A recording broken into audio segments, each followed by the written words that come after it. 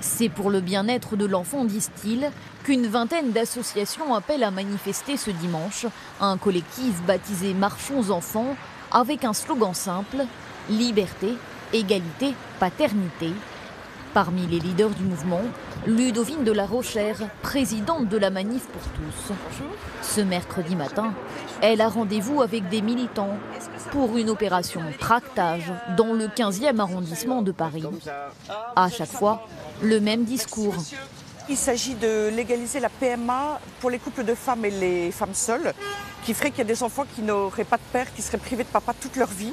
Manif le 6 octobre pour défendre les droits de l'enfant. Je peux vous remettre ? Pour les droits de l'enfant à avoir un père, il faut appeler l'État à respecter les droits de l'enfant, d'avoir un père et une mère. En tout cas, de ne pas les priver volontairement d'un papa.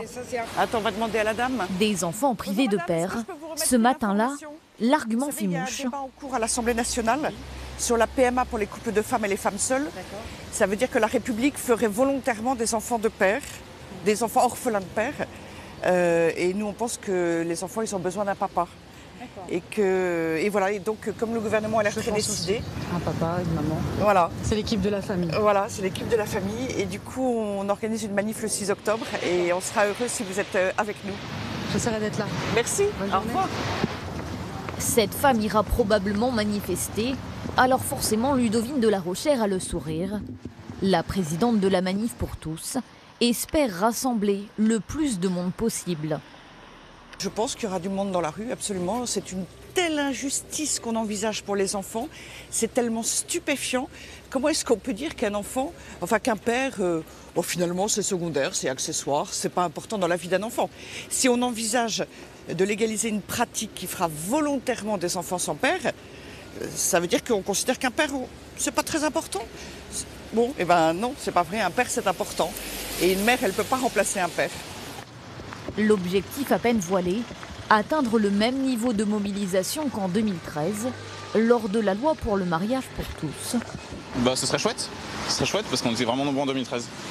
Ce serait chouette. Après, je vous cache pas que le gouvernement, par ses réactions, a pu décourager les gens. Et j'espère que les gens vont surmonter ça et qu'on sera nombreux. Dimanche dernier, il y a eu 2,5 millions de tracts distribués dans toute la France.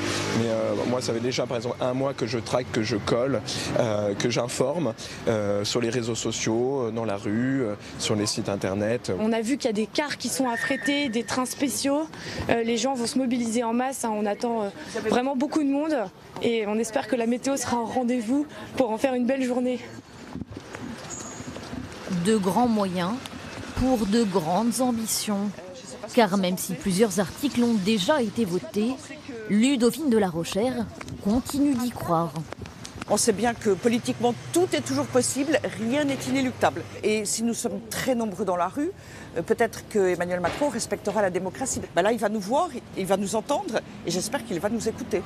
Pour se faire entendre, le collectif Marchons Enfants peut compter sur son armée de militants mobilisés depuis des semaines. Ce matin, la conversation porte sur les affiches. À quelle heure faut-il les coller pour qu'elles ne soient ni déchirées ni recouvertes? Un gars du Sud qui avait une bonne expérience et lui, il incitait à coller très très tôt le matin. Parce qu'en tout cas, pour ce qui concerne nos opposants qui veulent recouvrir les affiches, eux, ils le font le soir tard. Le matin, ils dorment. Travailler qui n'ont pas le temps de les enlever. Oui, exactement. Et du coup, les affiches restent beaucoup plus longtemps visibles et en place. Donc, avis aux amateurs qui sont prêts à se lever très très tôt le matin. Des affiches et des tracts, non plus bleus et roses comme en 2013, mais verts et bleus. Objectif, montrer que le mouvement a changé et que cette fois, c'est le bien-être de l'enfant qui est mis en avant, sans stigmatiser les couples homosexuels. Une opération de communication savamment orchestrée et qui pourrait trouver écho dans la société. Car sur la PMA, contrairement au mariage pour tous, les avis sont plus partagés au sein même des familles politiques.